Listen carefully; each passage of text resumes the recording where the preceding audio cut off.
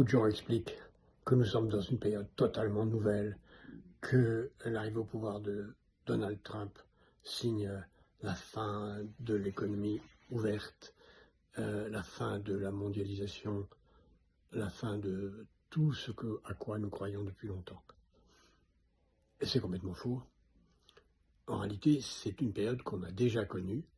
À chaque fois qu'un empire s'affaiblit et qu'un nouveau va apparaître, il y a une période de vide, un no man's land, une grande incertitude, où les empires concurrents, celui qui décline et les nouveaux qui tentent de prendre le pouvoir, sont en situation de rivalité. C'est une situation extrêmement instable et dangereuse qu'on a connue 9 fois depuis le début du second millénaire et qui n'a rien de véritablement nouveau. Ce qu'on sait de ces périodes, c'est qu'elles sont très dangereuses pour la guerre, qu'elles sont l'occasion pour des dictatures de s'installer dans les trous que laissent les pays les plus avancés et les plus avancés en particulier vers la liberté individuelle et la démocratie, et que des situations tragiques se développent à ce moment.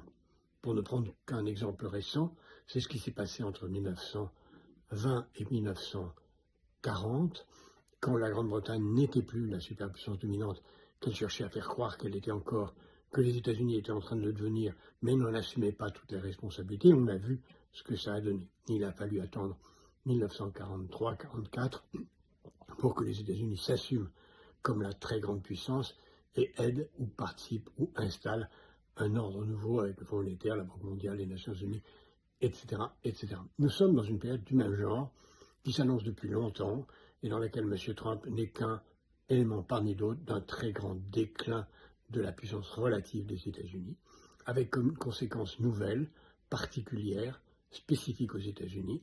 C'est en politique intérieure, c'est une évolution vers une situation de totalitarisme idéologique qui s'ajoute au déclin en politique étrangère et qui constitue la seule véritable nouveauté par rapport aux tendances longues de l'histoire que nous connaissons. Connaître l'histoire, ça aide à comprendre l'avenir.